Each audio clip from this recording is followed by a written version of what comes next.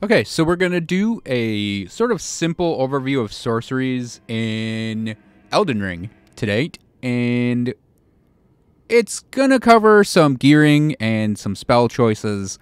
I don't know if I'm going to go into every single spell because there are a lot of them. I think what I'll do is I'll do a quick snippet about your gear, a quick snippet about my preferred spells and which spells I think are best, and then throw that up, and then we'll move on to all of the spells, maybe.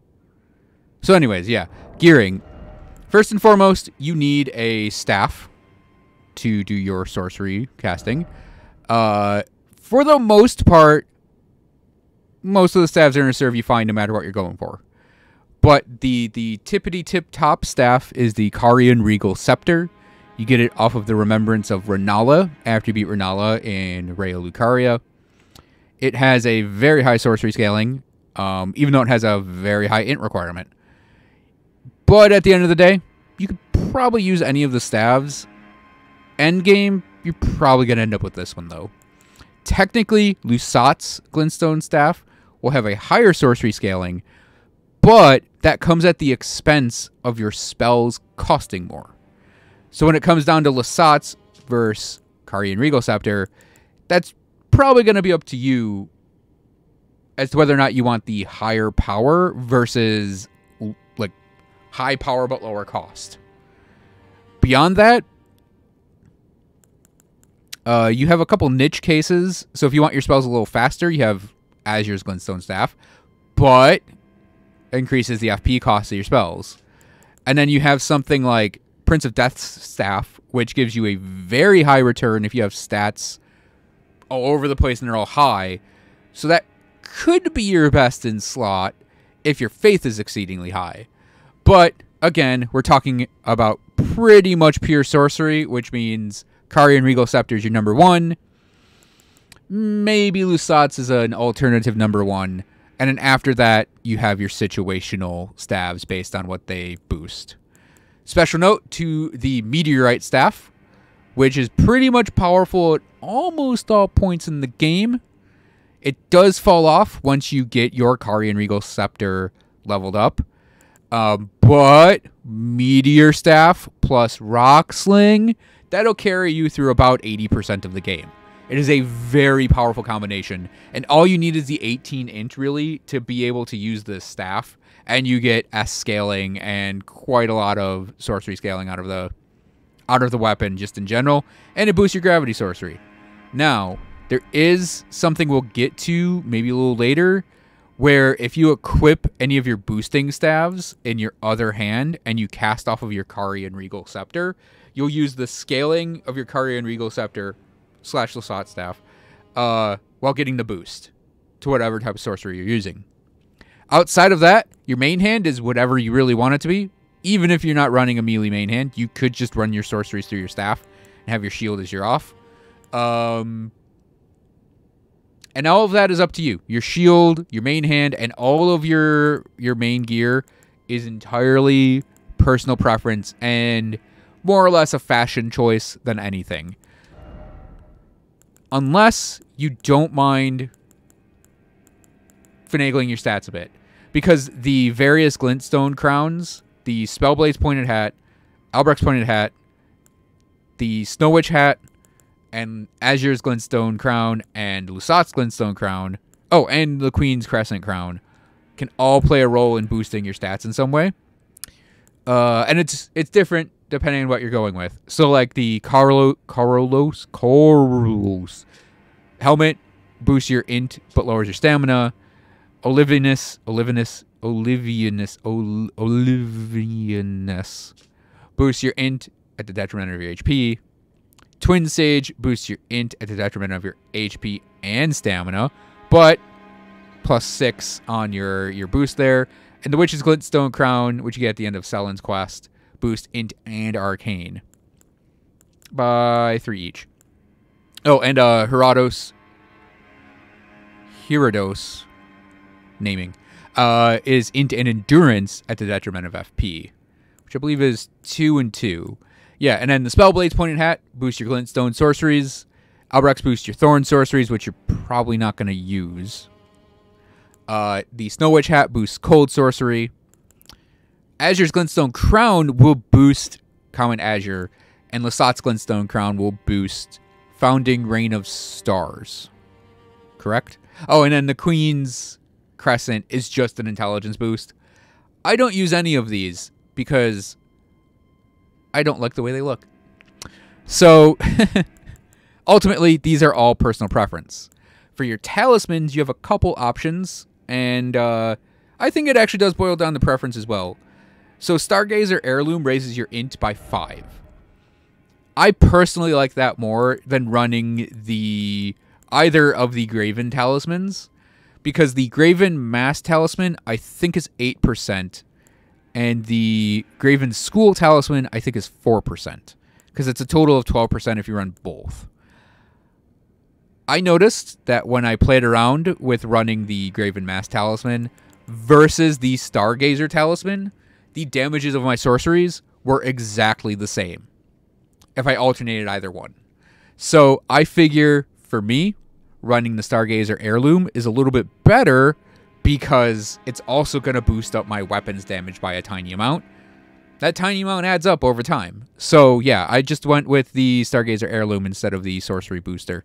If this was 10% or naturally 12%, it'd be no question use it. But yeah, I don't think there's a place for it given the defensive options you can run. There's also Radagon Icon, which is, I believe, a 10 or 15% boost to the spell casting time. And that is the startup of the sorcery, not the entire animation. The startup will be sped up by a tiny amount. It's noticeable, but it's not a huge amount. So if you don't mind the startups of your spells being a little slower, you could run another defensive thing or an alternate DPS-y thing. Again, lots of personal preference goes into Elden Ring because lots of things just work. You don't need to run 70 int. You can run like 50 int and 50, I don't know, strength or something, and you'd probably be doing just fine. I personally want the more defensive talismans over the 2 sorcery boosters, but I still want to have, you know, that intelligence booster. It also gets me to 70 when I'm Godricked up. So, yeah, I could run the full moon sorcerers if I really wanted to, but yeah, I definitely recommend Radagon Icon, I think, no matter what. Unless you don't mind slightly slower sorceries, which are next. So, sorceries I recommend. Very quick, and then we'll just go and shoot them at a giant. Glintstone Pebble. Very high on the list. Glintstone Pebble is like it's your bread and butter. It's your sidearm. It is very simple to understand. You can just go out and spam it as much as you want. It is very FP efficient. It's very FP efficient. Very damaging for what it is. So for 7 FP, my endurance is, you know, down. For 7 FP, you can deal a lot of damage with it. Its range is good. It's not the best range, but you can also get a bit of a curve to it. So if like an enemy moves, right, it'll curve to match the movement. Now it's not the best seeking, but it'll get the job done.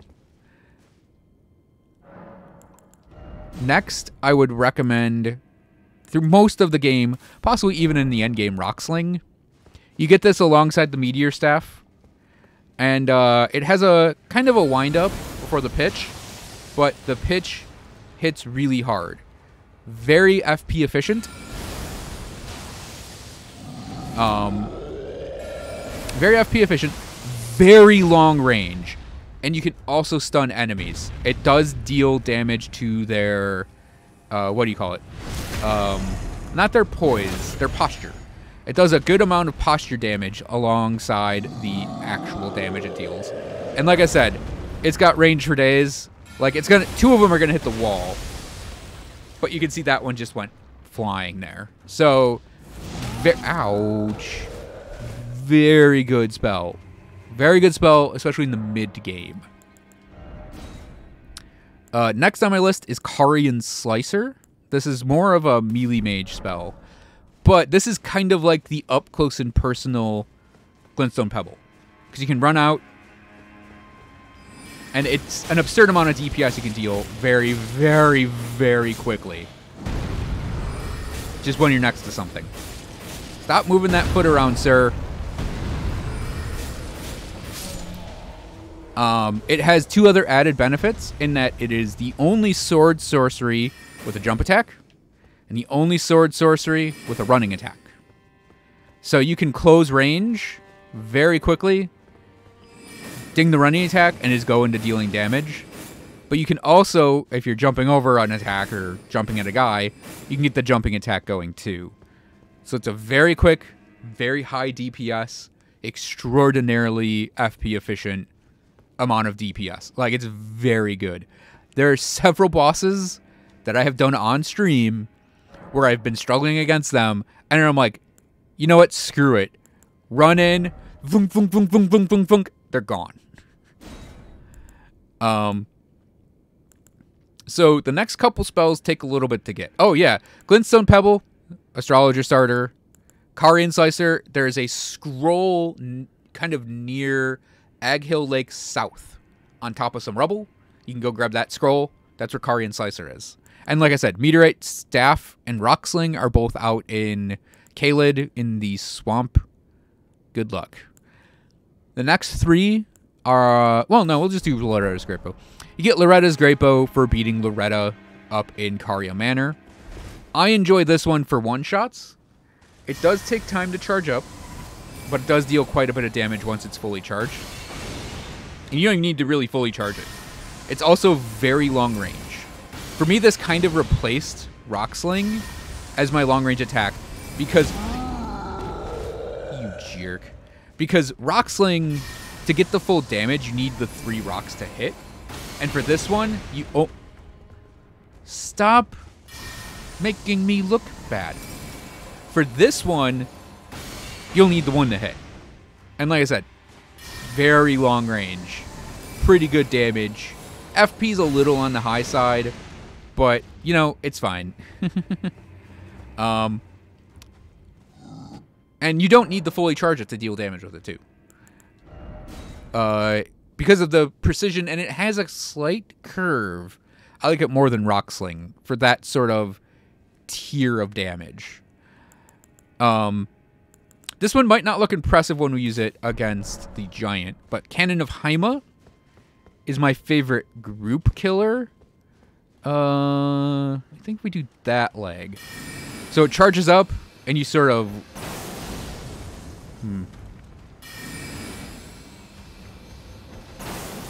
There we go. We hit the 2 guys, and that's what matters. It charges up, and you sort of whip a piece of artillery, magic artillery out. And it's really good for taking out a group of enemies. I've killed so many hordes of ants in Deeper Depths and in Ansel Well just by lobbing the cannon in there. Cannon of Haima, I'm going to actually point to this one on the map because I don't know how many people know about it, is in the converted Fringe Tower out in Lernia. You got to go from the Compound Grace, I believe, is there. Then you have the Frenzied Flame Village Grace is there. And I think you go north. Yeah, you go north around this divot. And then you have to use the Erudition emote at the door inside to solve the problem. Yeah, there you go. And I'll give you Cannon of Haima and Gavel of Haima. Gavel of Haima, that's sort of in the personal preference category. It's melee version of Cannon. Next up is probably my favorite spell in the game. You don't get it until you do Ronnie's quest, and that is Adula's Moonblade. Adula's Moonblade is probably the most ridiculous spell in the game next to Common Azure. So, it is essentially Carian Greatsword with this added... Hey, guys. With this added, like, beam on it. It's massive. The hit radius of this thing is absolutely ridiculous. It deals a ton of damage, and it can multi-hit. So if you have a big monster and you swing this into them, that wave can actually hit multiple times. It's not that there's a sword hit and then a wave hit. It's actually all of the wave. So big hit area. And because of the shapes that you do, the back and forth on the angles, it's surprisingly good for roll catching too. It will also hit a lot around you. And oh man, is it good. It's pretty much my sidearm at this point for playing like a battle magey character. Oh, and also it frosts. So it builds up the frost effect. And when you have that proc, you deal, I believe it's 10% more damage with everything to that target. It's very good. I highly recommend it. The way you get it, you have to complete most of Ronnie's quest. You're probably completing all of Ronnie's quest to get the Moonlight Greatsword. And it is from Adula, who actually starts up here in Three Sisters. That's her runaway fight, where she'll run away at 0 health. And then you fight her again outside the Moonlight Altar. So it's kind of a tricky fight. I cheesed her from a balcony. And I cheesed her with the next spell we're going to look at. Which is Comet Azure. I don't know if it's Azure or Azure. I say Azure. Now, on its own, it's basically like kind of a Crystal Soul Spear level of damage to me. I mean, we dealt 7,000 damage, but it cost all of our FP gauge to do. Comet Laser. Yeah, that's such a comet, right? It gets utterly stupid when you do this, though. I don't do this anymore, because I think this is too busted for me. But I'll probably be doing even more busted. Whoop. Hang on a second. Stop it. It's okay that he heard me. Because when you drink the FP negating potion, you can hold this for 15, 20 seconds, depending on your mind. Yeah. It's a lot of damage. I, however, don't really run that anymore. Maybe in the future I'll do a cheese run where I just do that to everything, but yeah, it's fun. Some people don't find that fun. I find it fun. Oh, yeah, and you get Comet Azure up in... You get Comet Azure up in Mount Gelmar. Where is the waypoint? All right, you have to go through the Seathwater Terminus line, which I believe you go down this divot, right? Hang a left, and then you go through Seathwater Terminus. Where's Seathwater River? I'm fairly certain I'm right on that. Yeah, you basically, I think, go under the mountain, and then you're over here at Seathwater Terminus. You go around this lava lake up here, and you sort of go around the mountain, and you'll see a giant demi-human sorceress, and behind that is a site of grace. You grab the grace.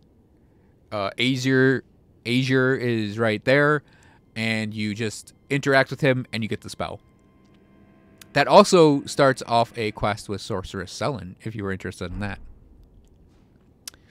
And my last favorite spell is Unseen Form. Hidden Body. It's one of my favorites from Dark Souls. One of my favorites just ever.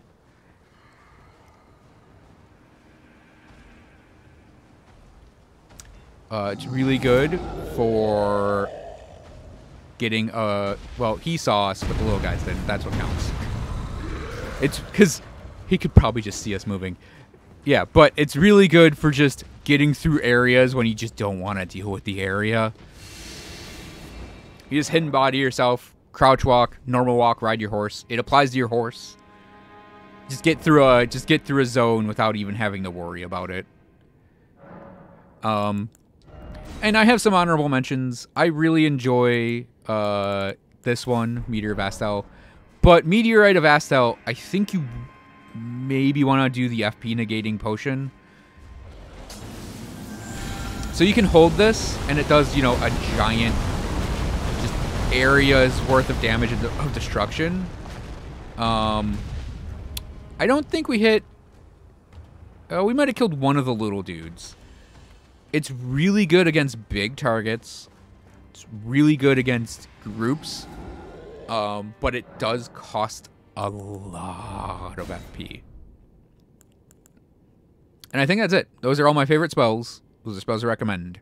Everything else, I'm going to do a little pause, and we're going to talk about next as to why it's good or bad. You guys right here.